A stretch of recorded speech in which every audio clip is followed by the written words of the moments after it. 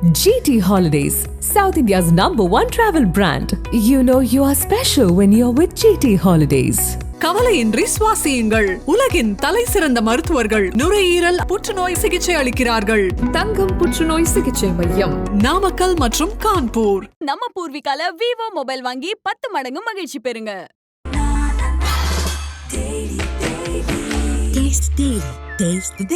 அண்ணன் சீமான் அவர்களே அனுப்புறதுக்கான வாய்ப்பு இருக்கு. ஏன்னா அவரை பத்தி நமக்கு தெரியும் தானே.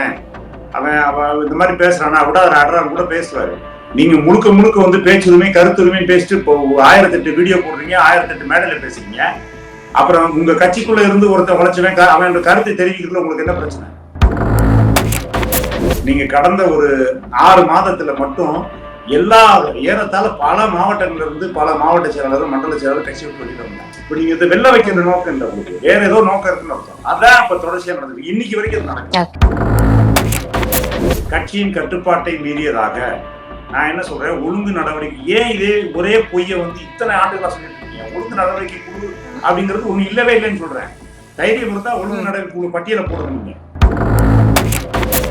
நாம் தமிழர்ல வழி இல்லை அப்படின்னா வந்து தாவேக்காவை தேர்ந்தெடுக்க மாட்டாங்க. திராவிடமும் தமிழ் தேசியம் எங்களுடைய 2 கண்கள் என்று விஜய் அவர்கள் சொன்னதுனால அது அடிப்படையில கொள்கையை விரும்பி வந்தவர்கள் போக மாட்டாங்க.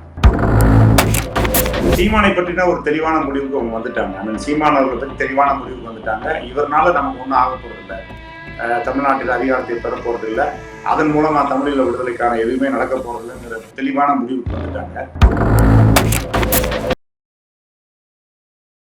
கிங் டிவி நேயர்களுக்கு வணக்கம். நம்மோட நிகழ்ச்சியில இன்று தமிழர் ஒருங்கிணைப்பு இயக்கத்தினுடைய ஒருங்கிணைப்பாளர் வெற்றி குமரன் சார் இணைந்திருக்கிறார். பேசலாம். வணக்கம் சார். வணக்கம். எப்படி இருக்கீங்க சார்? நலமா இருக்கேன், நீங்க எப்படி இருக்கீங்க? நலமா இருக்கேன் சார். எப்படி போயிட்டு இருக்கு உங்க தமிழர் ஒருங்கிணைப்பு இயக்கத்தினுடைய செயல்பாடுகள்? எப்படி போயிட்டு இருக்கு? மிகச்சிறப்பா போயிட்டு இருக்கு. ஏற்கனவே சொன்னது போலதான் இப்போதைக்கு நாங்க ஒரு சிதறி கிடைக்கிற தமிழர்களை ஒருங்கிணைக்கிற வேலையை தான் செஞ்சுட்டு இருக்கோம். வருகின்ற நவம்பர் 27ஆம் நாள் மாவீரர் நாள், ஈழ விடுதலைக்காக இன்னுயிர் ஈந்த பல்லாயிரக்கணக்கான மாவீரர்களை நினைவை போற்றக்கூடிய நாள். அந்த நாளை நாங்கள் மிக எழுச்சியோட திருச்சியில் திரண்டு கொண்டாடுறோம். அதில் நாடு முழுவதும் இருக்கிற தமிழ் தேசியவாதிகள், தமிழ் தேசிய ஆதரவாளர்கள் எல்லோரும் வந்து அதில் இணைஞ்சு அந்த எழுச்சி நாளை அனுசரிக்கிறோம். அதுக்கான வேலைகள் சிறப்பாக போயிட்டுருக்கு. ஏறத்தாழ எல்லா ஏற்பாடுகளும் முடிந்தாகிவிட்டது. அந்த நாளுக்காக எதிர்பார்த்து காத்திருக்கிறோம். நாம் தமிழர்ல இருந்து விலகி இருந்தீங்க, அப்புறம் கொஞ்ச நாள் அமைதியா இருந்தீங்க. அதற்கு பிறகு நீங்க ஒவ்வொரு இடத்திற்கு போகும்போதும் நாம் தமிழர் தம்பிகள் வந்து உங்களை சந்திக்கிறது அதெல்லாமே கொஞ்சம் பேசு பொருளாச்சு. ஒரு கட்டத்துல நீங்க வந்து ஒருங்கிணைப்பு குழு ஒண்ண தொடங்கியிருக்கீங்க. அதாவது நாம் தமிழர்ல இருந்து விலகி இருக்கிறவங்களுக்கு ஓப்பனா சொல்லணும் அப்படின்னா திராவிட கட்சிகளுக்கு போகாம ஒதுங்கியே இருப்பாங்க அரசியல்ல இருந்து. அப்போ நீங்க ஒரு இயக்கம் ஆரம்பிக்கும் போது உங்களுக்கு நல்ல வரவேற்பு இருந்துச்சு, அவங்களுக்கு போகிறதுக்கு ஒரு இடம் இருக்கு அப்படிங்கிற ஒரு பேச்சும் வந்துச்சு. பட் இன்னொரு இடமும் இருக்குன்னு இப்ப தாவேக்கா வந்திருக்கிற மாதிரி இருக்கு. இல்ல, நீங்க அப்படி இதை பார்க்க கூடாது. நாம் தமிழருக்கு ஆல்டர்னேட்டு நாம் தமிழர்ல வழி இல்லை அப்படின்னா வந்து தாவேக்காவை தேர்ந்தெடுக்க மாட்டாங்க. ஏன்னா நாம் தமிழருக்கு வந்த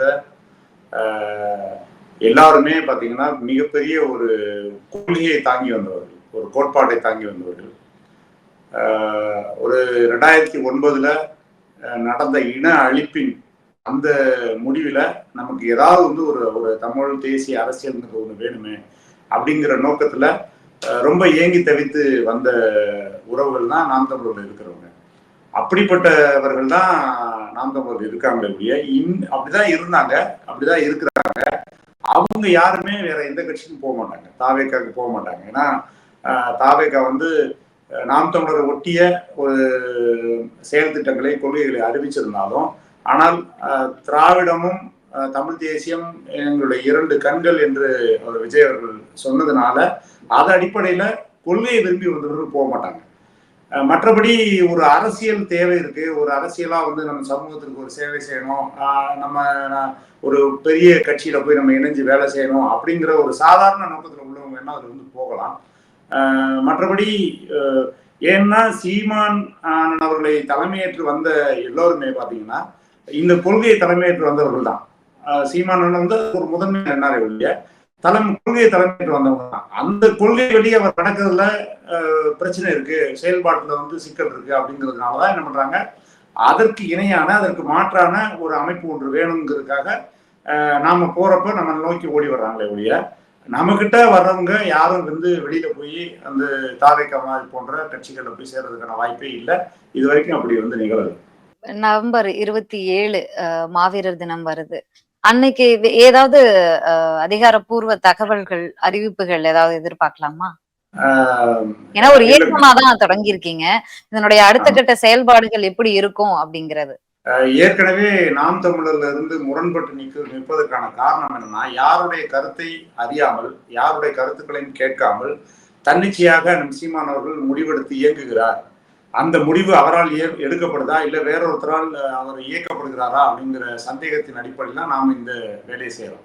அதே போல தவறை மீண்டும் நாம் செய்துவிடக்கூடாது என்பதில் நாங்கள் ரொம்ப தெளிவாக இருக்கிறோம்.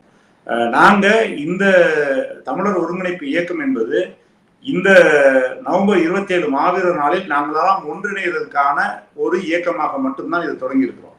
இந்த நவம்பர் 27 மாவீரர் நாள் முடிந்த பிறகு முக்கியமான ஆளுமைகள், அதாவது மாவட்டத்திற்கு 2 பேர் 3 பேர் முக்கியமான ஆளுமைகள், ஒரு மாவட்ட அளவில் உள்ள ஒரு மூத்த ஆளுமைகளை எல்லாரையும் வந்து ஒருங்கிணைத்து மறுபடியும் ஒரு உள்ளரங்கு கூட்டம் நடத்தி ஒவ்வொருத்தருடைய கருத்தையும் அறிந்து எதிர்கால தமிழ் தேசிய அரசியல் எப்படி இருக்க வேண்டும், அதற்கு நாம் எவ்வாறு பங்களிப்பு செய்யணும், நாம் எப்படி அந்த வேலை திட்டத்தை எடுத்துட்டு போகணுங்கிறத நாங்கள் எல்லாரும் கலந்து ஆலோசித்து அதில் பெரும்பான்மை கருத்துக்கள் அடிப்படையில் நாங்கள் அந்த வேலை.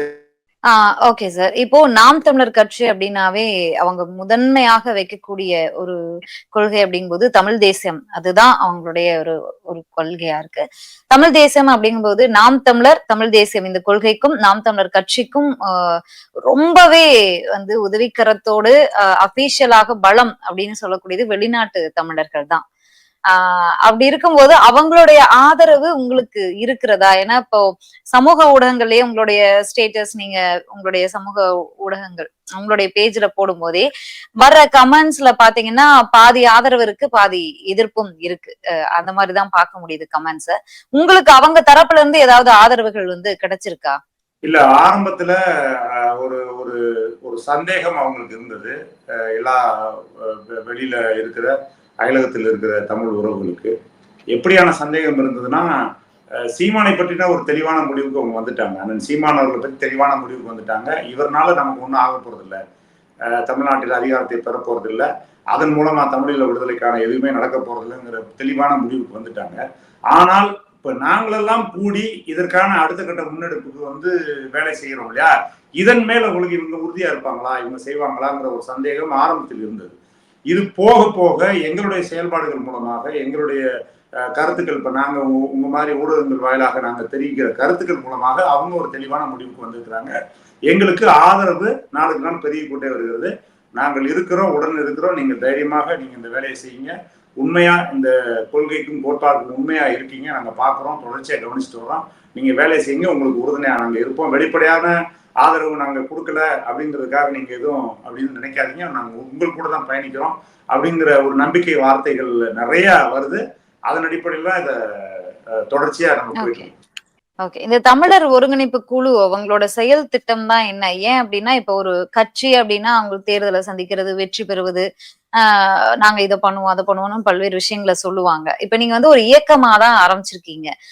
ஆனா நாம் தமிழர்ல இருந்து விலகுறவங்களுடைய எண்ணிக்கை அதிகமா இருக்கு, அவங்க விலகி ஒதுகியும் இருக்காங்க, சிலர் வந்து வேறு கட்சிக்கு போறதையும் பார்க்க முடியுது. 26 தேர்தல் இருக்கு நெருக்கத்துல, நம்ம வந்து இன்னும் 1 இயர் தான் இருக்கு. அதற்கான பணிகளை எல்லா கட்சிகளுமே ஆரம்பிச்சிச்சு, அதே மாதிரி நாம் தமிழர் கட்சியும் ஆரம்பிச்சிச்சு. நீங்க இப்ப இயக்கமா இருக்கீங்கும் போது இயக்கமாவே தொடர போறீங்களா? இந்த 2026 தேர்தலை நாங்க வந்து சந்திக்கிறதுக்கான செயல் திட்டம் இருக்கு அப்படின்னு பாக்கலாமா? நிச்சயமாக இயக்கமா தொடரப்பட கிடையாது. ஏன்னா நாம வெறுமனே இயக்கமாக தொடர்ந்தால் அதனுடைய பிரதிபலன் யாருக்கு போய் சேர்ந்தது உங்களுக்கே தெரியும். ஏன்னா இன்றைக்கு இருக்கிற தமிழ் தேசிய களத்தில் இருக்கிற ஒரே கட்சி நாம் தமிழர் கட்சி என்ற பார்வை இருக்குது. அப்ப நாம வந்து கடுமையாக உழைச்சு நம்ம வந்து மக்களுக்கு கிட்ட வந்து எவ்வளவோ விழிப்புணர்வுகளை ஏற்படுத்தினாலும் அதனுடைய அறுவடை யார் செய்வா அப்படின்னா நாம் தமிழர் கட்சியினுடைய அண்ணன் சீமான் அவர்கள் தான் அறுவடை செய்வார். அது அது ரொம்ப ஆபத்தானது நாங்க கருதுறோம். அதனால நிச்சயமாக நாங்க அரசியல் இயக்கமா தான் ஒண்ணு நாங்களே வந்து தனியான ஒரு அரசியல் இயக்கமா இருக்கிறோம், அல்லது எங்களுடைய கருத்துக்களுக்கு எந்த விதமான பாதிப்பும் இல்லாம, எங்களுடைய கொள்கைகளுக்கு எந்த விதமான முரணும் இல்லாம ஓரளவு ஒத்துப்போகிற 90 விழுக்காடுக்கு மேல ஒத்துப்போகிற கட்சிகளோடு, ஏற்கனவே இருக்கிற கட்சிகளோடு இணைந்து கூட பயணிக்கிறதுக்கு தயாரா இருக்கும். ஓகே. அப்ப நீங்களும் வந்து அந்த தமிழ் தேசியம் அப்படிங்கிற விஷயத்த கையில எடுக்கும்போது ஓரளவு ஒத்து போகிற கட்சிகள் அப்படின்னு நீங்க யார சொல்றீங்கன்னு எடுத்துக்கலாமா? அது நிறைய கட்சிகள் இருக்கு, சின்ன சின்ன இயக்கங்கள் இருக்கு, கட்சிகள் இருக்கு. நாங்க எல்லாரும் ஏற்கனவே தமிழ் தேசிய களத்துல இயங்கிக்கிட்டு இருக்கவங்க தான். வேறு வழி இல்லாம சில திராவிட கட்சிகளோட கூட்டணி அப்படி இப்படின்னு நிறைய கட்சிகள் இருக்கு. அவங்களெல்லாம் ஒன்றிணைத்து எல்லாருமே பேசிட்டு இருக்காங்க. நாமெல்லாம் ஒரு அணியாகவும், நாமெல்லாம் ஒரு இயக்கமா வந்து ஒரு கூட்டமைப்பா உருவாக்கி பண்ணுவோம், இல்ல உங்களோட நாங்க வந்து இணைஞ்சுக்கிறோம், இல்ல எங்களோட நீங்க வந்து இணைச்சுக்கிட்டு எல்லாம் நிறைய கட்சிகள் பேசிட்டு இருக்காங்க. அதனால வந்து அது 27க்கு பிறகு வந்து உங்களுக்கே தெரிய வரும். அது வரைக்கும் நம்ம வந்து இப்ப தெரியும்ல, இப்ப நம்ம அதை பேசினோம்னா அது அது அது அதை போய் குலைக்கிற வேலையெல்லாம் பார்த்துருவாங்க. அதனால 27க்கு பிறகு அந்த வேலையை நம்ம அதை பத்தி பேசுவோம். சரி, ஓகே. நிறைய தரப்புல இருந்து உங்களுக்கு கால் வந்திருக்கு, அழைப்புகள் வந்திருக்கு, பேச்சுவார்த்தைகள் நடைபெற்று இருக்கு அப்படின்லாம் சொல்றீங்க. நாம் தமிழர் தரப்புல இருந்து ஏதாவது தொடர்பு பத்தி பேசியிருக்காங்களா? இந்த இயக்கமா வந்து பேரை அறிவிச்சு ஒரு பிரஸ் மீட் எல்லாம் கொடுத்திருந்தீங்க சென்னையில. அதற்கு பிறகு ஏதாவது தொடர்பு கொண்டாங்களா உங்ககிட்ட? அது எப்படி வருவாங்க அவங்க? நான் இவ்வளவு தெளிவா அதுல நம்ம சொல்லிட்டோம். இப்பயும் நம்ம தெளிவா இருக்கிறோம். தலைமை மேல அண்ணன் சீமான் மேல எங்களுக்கு அரசியல் ரீதியாக எங்களுக்கு நம்பிக்கை இல்லைன்னு சொல்லிட்டோம். அதன் பிறகு எப்படி வருவாங்க? இல்ல, கட்சியில இருந்து ஒருத்தர் வெளியில வராங்க, நான் வந்து கட்சி விட்டு வெளியில போறேன், கட்சியில இதெல்லாம் நடக்குது அப்படின்னு சொல்லி ஒருத்தர் வந்து மீடியாவை கூப்பிட்டு உட்கார்ந்து சொல்றாரு அப்படின்னா அவருக்கு வந்து அங்கேயே அடி விழுது. அங்கேயே வந்து அவரை வந்து கத்துறாங்க, தாக்குறாங்க, இவர் பதில் தாக்குதல் நடத்த வேண்டியதா இருக்கு. இப்படி ஒரு சம்பவம் நடந்ததையும் நம்ம பார்த்தோம். சோ அதனால ஏதாவது தொடர்பு வந்துச்சா அப்படிங்க? இல்ல, அப்படி அதுதான். அதாவது ஒரு மனிதன் தவறு செய்யாத மனிதன் யாருமே கிடையாது. ஒரு மனிதன் வந்து நோபடி இஸ் பெர்ஃபெக்ட் அப்படின்வாங்க. எல்லாருக்குமே ஒரு சிறு சிறு குறைகள் இருக்கும், பெரிய குறைகள் இருக்கும், சின்ன சின்ன குறைகள்லாம் இருக்கும். தன் குறைகளை எவன் ஒருவன் தன் உணர்ந்து அதை மாற்றிக்கணும்னு நினைக்கிறானோ அந்த மனுஷன் அதுக்கடுத்து அதுக்கப்புறம் தான் தலைவன்லாம். அந்த புரிதல் அந்த இது அவர்கிட்ட கிடையவே கிடையாது. அது இருந்தா தான் நாங்க இருக்கும்போதே அதை சரி பண்ணியிருப்போமே. குறைகளை வந்து கேட்டிருப்பாரு, சரி செஞ்சிருப்பாரு, நாங்களும் வெளியில வரக்கூடிய சூழ்நிலை உருவாயிருக்காரு. இயல்பாவே அந்த அந்த அந்த கேரக்டர் அவர்கிட்ட இல்லை. ஒரு ஒரு நம்ம வந்து வெல்லணும், நம்ம எடுத்த நோக்கத்துல கொண்ட கொள்கையில எடுத்த வேலையில வந்து சிறப்பா செஞ்சு முடிக்கணுங்கிற எண்ணம் அவருக்கு இருந்ததுன்னா அவர் என்ன பண்ணிருப்பாருன்னா வந்து என்ன பிரச்சனை கூப்பிட்டு வச்சு பேசி இதை சரி பண்ணி அடுத்தடுத்து கொண்டு போக நினைப்பாரு. அதான் அவருடைய நோக்கம் வேறதா இருக்கு. இதை சரி பண்ணணும். இப்ப பாருங்க, நீங்க கடந்த ஒரு 6 மாதத்துல மட்டும் ஏறத்தாழ பல மாவட்டங்கள்ல இருந்து பல மாவட்ட செயலாளர், மண்டல செயலாளர் கட்சி விட்டு வெளியில வந்துட்டாங்க. வெளியில வந்து ஒரு காரணம் சொல்றாங்க, குறைந்தபட்சமா சரி போனவங்க போகட்டும், மிச்சவங்களையாவது கூப்பிட்டு வச்சு பேசி அவங்கள சரி பண்ணி அவங்களோட கருத்துக்களை கேட்டு என்ன பிரச்சனை உங்களுக்கு, நான் உறுதியா வந்து வெல்லுவோம், அதற்கான நம்பிக்கை ஊட்டி பேசுறேன். இப்பயும் இன்னைக்கு காலையில கூட ஒருத்தரை வந்து நீக்கி கடிதம் போட்டிருக்காங்க. இன்னைக்கு காலையில கூட அதே டெம்ப்ளேட்டு, அதாவது என்ன டெம்ப்ளேட்டு, ஒழுங்கு நடவடிக்கை பரிந்துரையின்படி கட்சியின் கட்டுப்பாட்டை மீறியதாக. நான் என்ன சொல்றேன், ஒழுங்கு நடவடிக்கை. ஏன் இதே ஒரே பொய்யை வந்து இத்தனை ஆண்டுகளா சொல்லிட்டு இருக்கீங்க? ஒழுங்கு நடவடிக்கை குழு அப்படிங்கிறது ஒண்ணு இல்லவே இல்லைன்னு சொல்றேன். தைரியம் இருந்தா ஒழுங்கு நடவடிக்கை குழு பட்டியலை போடுங்க. நீங்க யாரா இருந்த ஒழுங்கு நடவடிக்கை குழுல இருக்காங்க?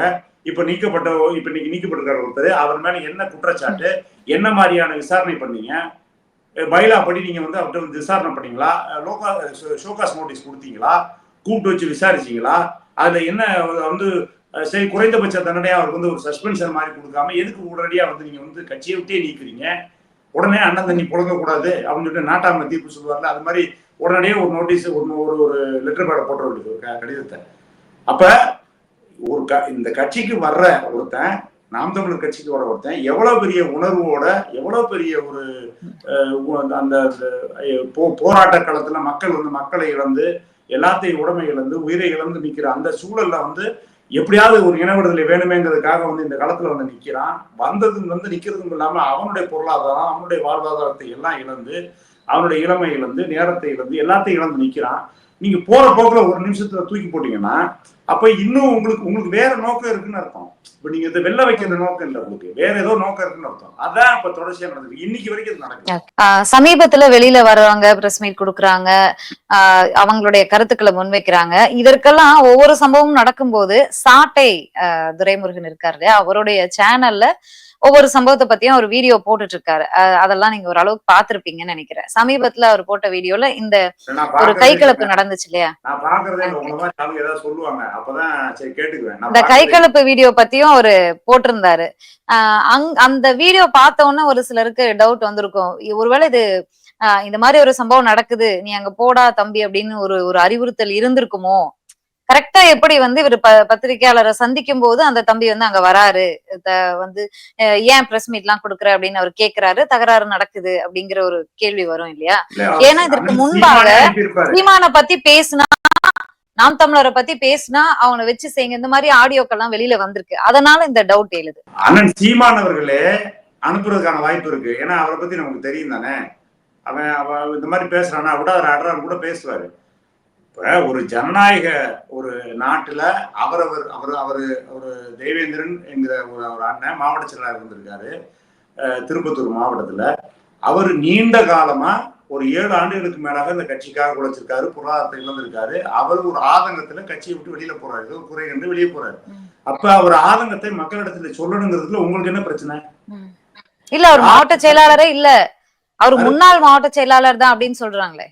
இல்ல அவர் நிறைய அவரை பத்தி பேசுறாங்க, நிறைய பேசலாம். அவ்வளவு ரெக்கார்ட்ஸ் இருக்கு, அவ்வளவு இது இருக்கு, அவ்வளவு வேலைகள் செஞ்சிருக்காரு.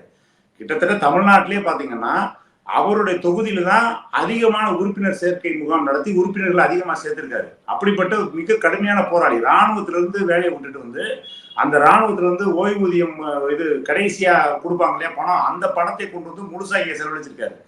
அப்படிப்பட்ட ஒருத்தர். நான் என்ன சொல்றேன், அவர் உங்களுடைய நிர்வாகம் உங்களுடைய ஏதோ ஒண்ணு பிடிக்கல, உங்களுடைய செயல்பாடுகள் பிடிக்கல, வெளியே போறாரு.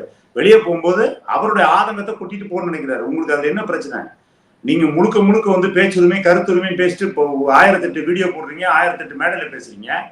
அப்புறம் உங்க கட்சிக்குள்ள இருந்து ஒருத்தர் உழைச்சவன் அவனோட கருத்தை தெரிவிக்கிறதுல உங்களுக்கு என்ன பிரச்சனை? இதெல்லாம் அதான் சொல்றேன், பேசுவதற்கும் செயலுக்கும் எந்த சம்மந்தமும் இல்லாத ஒரு கட்சியா அதனுடைய தலைமையா அண்ணன் மாறிட்டு வர்றாரு. அதனுடைய எடுத்துக்காட்டு தான் இந்த சம்பவம். ஒரு தாக்குதல், இவ்வளவு பத்திரிகையாளர் இவ்வளவு பேர் இருக்காங்க, இவ்வளவு பத்திரிகையாளர் இருக்கும்போது ஒருத்தர் போய் தாக்குவதற்கு போறாரு அப்படின்னா எந்த அளவுக்கு அவருடைய வளர்ப்பு அவருடைய வார்ப்பு இருக்குன்னு பாருங்க. நிறைய விஷயங்களை பேசியிருக்கோம். மாவீரர் தினத்திற்கு பிறகு உங்க செயல்பாடுகள் எப்படி இருக்கு அப்படிங்கறதெல்லாம் பேசலாம் மீண்டும். நன்றி சார். நன்றி. வணக்கம். நன்றி. GT Holidays, South India's #1 travel brand. You know you are special when you're with GT Holidays. கவலையின்றி சுவாசியுங்கள். உலகின் தலை சிறந்த மருத்துவர்கள் நுரையீரல் புற்றுநோய் சிகிச்சை அளிக்கிறார்கள். தங்கம் புற்றுநோய் சிகிச்சை மையம், நாமக்கல் மற்றும் கான்பூர். நம்ம பூர்விகால விவோ மொபைல் வாங்கி 10 மடங்கு மகிழ்ச்சி பெறுங்க. Taste the Daily.